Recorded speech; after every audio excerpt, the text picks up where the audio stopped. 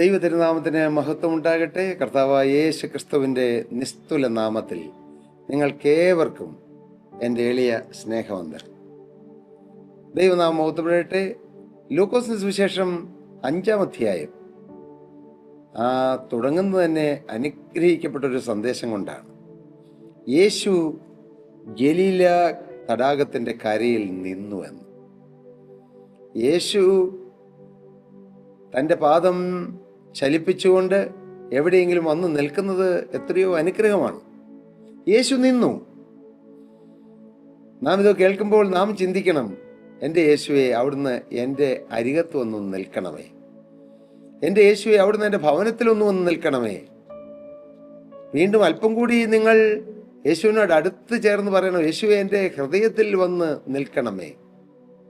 എൻ്റെ ജീവിതത്തിൽ, എൻ്റെ പ്രതിസന്ധികളിൽ, എൻ്റെ കുടുംബജീവിതത്തിൽ, എൻ്റെ ഔദ്യോഗിക ജീവിതത്തിൽ, എൻ്റെ സാമ്പത്തിക മേഖലകളിൽ എല്ലാം യേശു ഒന്ന് നിൽക്കണമേ എന്ന് നാം പ്രാർത്ഥിക്കണം.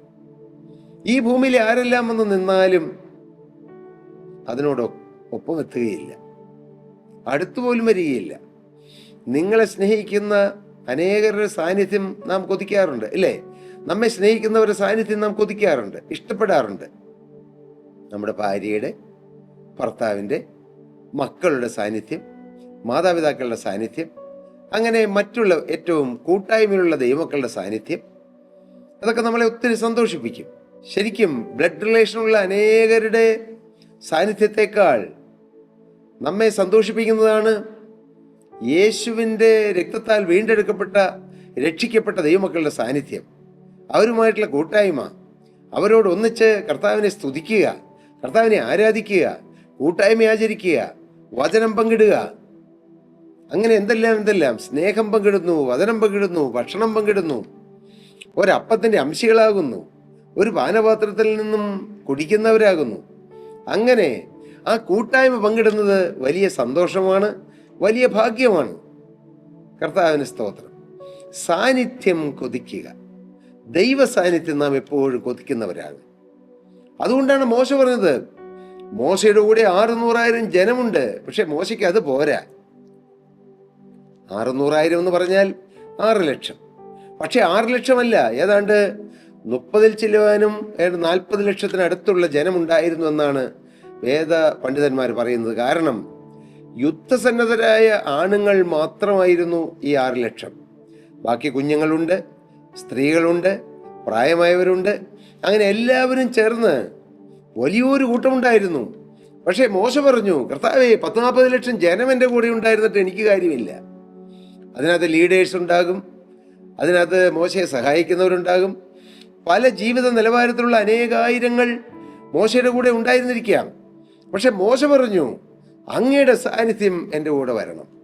കർത്താവേ, അവിടുത്തെ സാന്നിധ്യം എന്നോട് കൂടെ വരുന്നില്ലെങ്കിൽ എന്നെ അയക്കരുതേ എന്ന് മോശ പ്രാർത്ഥിച്ചു. എന്തുകൊണ്ടാണ് മോശ അങ്ങനെ പ്രാർത്ഥിക്കാൻ കാരണം? ഈ ആരുടെ സാന്നിധ്യത്തെക്കാളും സാമീപ്യത്തെക്കാളും ദൈവ സാന്നിധ്യത്തിന് വില കൊടുത്തു മോശ. അതുകൊണ്ടാണ് മോശ പ്രാർത്ഥിച്ചത്, അവിടുത്തെ സാന്നിധ്യം ഞങ്ങളോടുകൂടെ പോരുന്നില്ലെങ്കിൽ ഞങ്ങളെ അയക്കേണ്ട കർത്താവേ, എനിക്ക് പോകണ്ട. നിങ്ങൾക്കങ്ങനെ പറയാൻ പറ്റുമോ?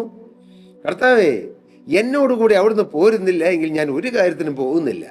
ഒരു കാര്യത്തിലും, ആത്മീയമാകട്ടെ, ഭൗതികമാകട്ടെ, ഒരു ബിസിനസ്സിലാകട്ടെ, കുടുംബ ജീവിതത്തിലേക്കാകട്ടെ, ഒരു പുതിയ ജോലിക്കാകട്ടെ, ഒരു പുതിയ സ്ഥാപനം തുടങ്ങുന്നതിലാകട്ടെ, ഒരു പുതിയ സംരംഭത്തിലേക്ക് ഇറങ്ങുന്നതാകട്ടെ, ഏതുമാകട്ടെ, എൻ്റെ കർത്താവ് കൂടെ വരുന്നില്ലെങ്കിൽ ഞാൻ പോകുന്നില്ല. അങ്ങനെ നിർബന്ധിച്ചാൽ കർത്താവ് വരും പ്രിയരെ, തീർച്ചയായും വരും.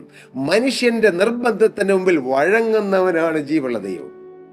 നിങ്ങൾക്ക് വിരോധാഭാസം പോലെ തോന്നുന്നുണ്ടോ? അഖിലാണ്ടത്തെ മുഴുവൻ സൃഷ്ടിച്ച സൃഷ്ടാവാം ദൈവം കേവലം ഒരു നിസ്സാര മനുഷ്യന്റെ വാക്കിന് പ്രതികരിക്കുമെന്നോ, ആ വാക്കിനനുസരിച്ച് മനുഷ്യനോട് ചേർന്ന് പ്രവർത്തിക്കുമെന്നോ? തീർച്ചയായും. എന്തിനു പറയണം?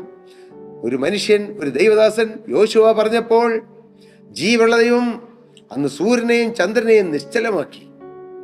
യോശുവ യുദ്ധം ചെയ്തുകൊണ്ടിരുന്നപ്പോൾ യുദ്ധം കൊടുമ്പുരി കൊണ്ട് നടക്കുന്നു, വിജയം നേടിക്കൊണ്ട് യോശുവ മുന്നേറുകയാണ്. യോശുവയ്ക്ക് ആവേശം, കർത്താവേ, ഈ ശത്രു സൈന്യത്തെ മുഴുവൻ തോൽപ്പിച്ച് പരിപൂർണ വിജയം നേടണം.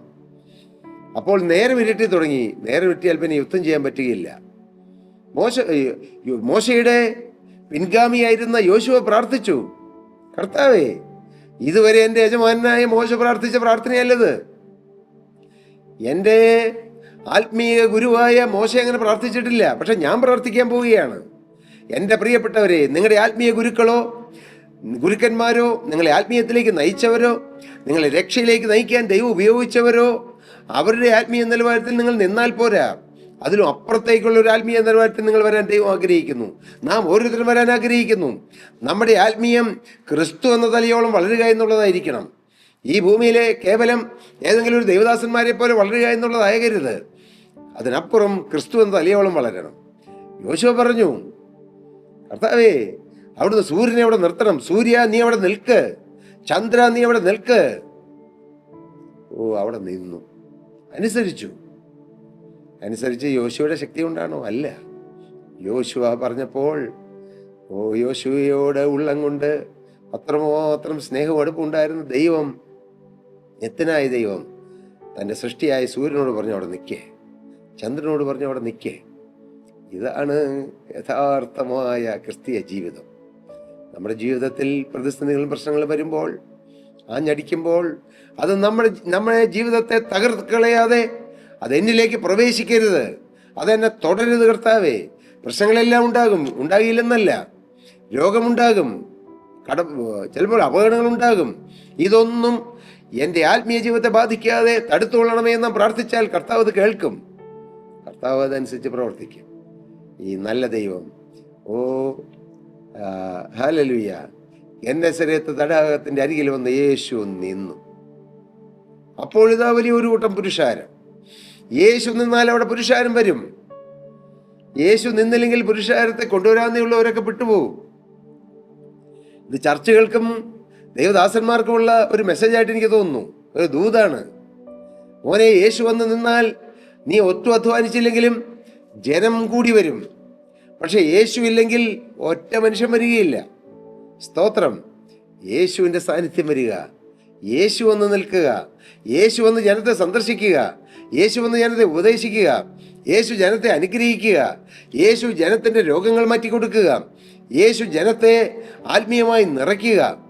യേശു ചെയ്യുന്നു. യേശുവിൻ്റെ സാന്നിധ്യം, മനുഷ്യരുടെ സാന്നിധ്യമല്ല ദൈവമക്കൾക്ക് വേണ്ടത്, യേശുവിൻ്റെ സാന്നിധ്യമാണ്. ചുട്ടുപൊള്ളുന്ന മനുഷ്യഹൃദയത്തിന് ആവശ്യം നമ്മളെ ആശ്വസിപ്പിക്കുന്ന വാക്കുകളല്ല, യേശുവിൻ്റെ സാന്നിധ്യമാണ് വേണ്ടത്. സാന്നിധ്യം, presence of Holy Spirit, presence of Jesus, presence of heavenly father. ത്രിയേക ദൈവത്തിൻ്റെ സാന്നിധ്യം ദുഃഖങ്ങൾ അകറ്റിക്കളയും, വേദനകൾ തുടച്ചു മാറ്റും, കണ്ണുനീര് ഒപ്പിത്തരും. യേശുവിൻ്റെ സാന്നിധ്യം നിങ്ങൾ കൊതിക്കണം. നിങ്ങളുടെ വീട്ടിൽ നിങ്ങളുടെ പ്രാർത്ഥനാ മുറി ഉണ്ടോ? ഉണ്ടെങ്കിൽ അവിടെ. ഇനി പ്രാർത്ഥനാ മുറി ഇല്ലെങ്കിലും അവിടെ ഏതെങ്കിലും ഒരു പൊതുസ്ഥലത്ത്, വീട്ടിലെ കാര്യമാണ് പറയുന്നത്, എല്ലാം കൂടി ഒരു മുറിയേ ഉള്ളൂ. ബെഡ്റൂമും കിച്ചണും സ്റ്റോറും എല്ലാം, ഡ്രസ്സിംഗ് റൂമും പ്രയർ റൂമും എല്ലാം കൂടി ഒന്നേ ഉള്ളോ? സാരമില്ല, അവിടെ കർത്താവ് പ്രസൻസ് തരും. മകളെ, നിന്റെ അടുക്കളയിൽ കർത്താവ് പ്രസൻസ് തരും. മകനെ, നിന്റെ ജോലി സ്ഥലത്ത് കർത്താവ് പ്രസൻസ് തരും. നീ മലഞ്ചെരുവിലൂടെ റബ്ബർ ടാപ്പിംഗ് നടത്തിക്കൊണ്ടിരിക്കുന്ന ആളാണോ? മോനെ, നീ റബ്ബർ തോട്ടത്തിലൂടെ പ്രാർത്ഥിച്ചാൽ അവിടെ കർത്താവ് തൻ്റെ സാന്നിധ്യം നിനക്ക് തരും. പാടത്ത് പണിയെടുക്കുന്നവരെ പാടത്ത് കർത്താവ് സാന്നിധ്യം തരും.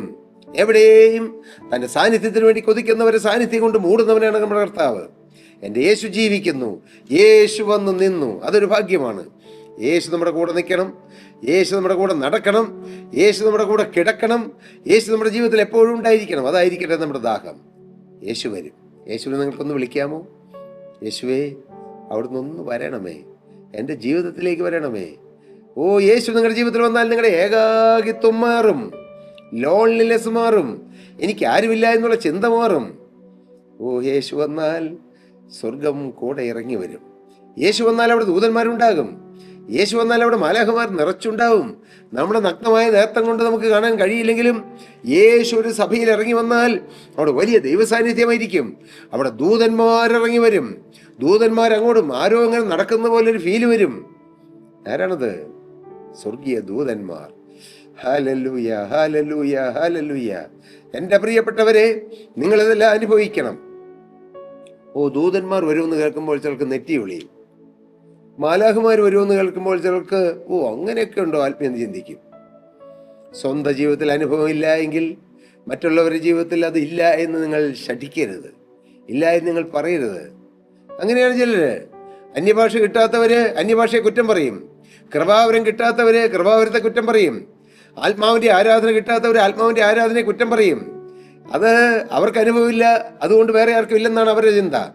അല്ല മകനെ, നിനക്ക് അനുഭവമില്ല എന്ന് വിചാരിച്ച് മറ്റുള്ളവർക്ക് അനുഭവമില്ല നീ ചിന്തിക്കരുത്. നിനക്ക് അനുഭവം ലഭിക്കാൻ നീ കർത്താവിനോട് പ്രാർത്ഥിക്കേ. ഹല്ലേലൂയ, കർത്താവ് നിനക്ക് അനുഭവം തരും. എൻ്റെ പ്രിയ സഹോദരങ്ങളെ, നിങ്ങൾ എന്ത് പറയുന്നു? യേശുവിനെ രുചിച്ചറിയുക, യേശുവിൻ്റെ സാന്നിധ്യത്തിന് വേണ്ടി കൊതിക്കുക, യേശു വരാൻ വേണ്ടി കാത്തിരിക്കുക. കർത്താവേ, എന്തിനേക്കാളും ഏതിനേക്കാളും എന്നേക്കാളും എൻ്റെ പ്രിയപ്പെട്ടവരെക്കാളും ഞാൻ അങ്ങയുടെ സാന്നിധ്യം കൊതിക്കുന്നു. യേശുവായിട്ടുള്ള സാന്നിധ്യം കൊണ്ട് നിറയ്ക്കണമേ, ആ തിരുസാന്നിധ്യം വന്ന് എന്നെ നിറയ്ക്കണമേ. നമുക്ക് പ്രാർത്ഥിക്കാം, ദൈവരങ്ങളിലേക്ക് നമ്മെ തന്നെ കൊടുത്തുകൊണ്ട് നമുക്ക് പ്രാർത്ഥിക്കാം. സ്നേഹം നിറഞ്ഞ കർത്താവേ, സ്വർഗീയ പിതാവേ, ഏതിനേക്കാളും പ്രഷ്യസായിട്ട് അവിടുത്തെ പ്രസൻസ് ഞങ്ങൾക്ക് തരണമേ. ആ പ്രസൻസ് ഞങ്ങളെ മൂടണമേ.